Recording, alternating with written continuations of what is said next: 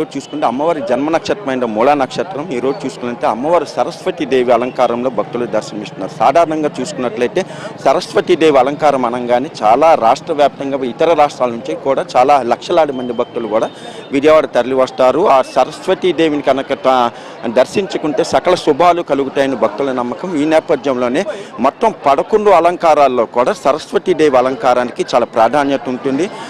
ఇదే రోజు అమ్మవారి జన్మ నక్షత్రం కూడా కావడంతో ఈ రోజు అమ్మవారిని దర్శించుకోవాలనేది కూడా భక్తులు తహటాలాడుతుంటారు. ఈ నేపథ్యంలో నిన్నటి నుంచి కూడా ఈ ఏదైతే మూల నక్షత్రానికి సంబంధించిన ఏర్పాట్లు నిన్నటి నుంచే కూడా సమన్వయంతో అన్ని శాఖల ఉన్నతాధికారులందరూ కూర్చొని పలు దఫాలు కూడా కీలకమైన సమావేశాలు కూడా ఏర్పాటు చేసుకున్నారు. అదేవిధంగా చూసుకున్నట్లయితే ఈరోజు మధ్యాహ్నం ముఖ్యమంత్రి చంద్రబాబు నాయుడు కూడా పట్టు వస్త్రాలు అమ్మవారికి సమర్పించనున్నారు. ఈ నేపథ్యంలోనే కూడా నిన్నటి నుంచి కూడా అనేక చర్యలు కూడా తీసుకున్నారు. ముఖ్యంగా భక్తులను ఈరోజు చూసుకుంటే ఈరోజు తెల్లవారుజామున 2 గంటల నుంచే కూడా భక్తులను అమ్మవారి దర్శనానికి అయితే అనుమతించారు. 2 గంటల నుంచి అర్ధరాత్రి దాదాపు 11-12 గంటల వరకు కూడా ఇదే అలంకారం అనేది కొనసాగుతుంది. దీంతో లక్షలాది మంది దాదాపు 3 లక్షల మంది కూడా భక్తులు ఈ రోజు వచ్చే అవకాశం ఉంటుంది. సాధారణంగా ప్రతి సంవత్సరం 1.5 నుంచి 2 లక్షల మంది కూడా భక్తులు వచ్చే అవకాశం ఉంది.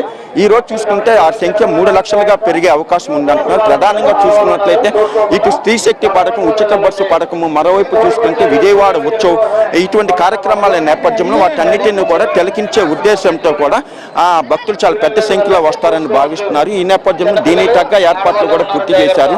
అయితే ఈ సంవత్సరం చూసుకుంటే ముఖ్యంగా భక్తుల రద్దీని దృష్టిలో ఉంచుకొని క్యూ మార్గాన్ని అయితే పెంచారు. గతంలో చూసుకుంటే ప్రస్తుతం మనం చూస్తున్న వినాయకుడి గుడి నుంచి కూడా ఇక్కడి నుంచి కూడా కాలినడకన అమ్మవారి గుడికి చేరుకోవాల్సి ఉంటుంది. అయితే ఈ రోజు భక్తుల రద్దీని ఉంచుకొని నగరపాలక సంస్థ బస్టాండ్ నుంచి కూడా దాదాపు 1 కిలోమీటర్ దూరం అయితే పెంచారు.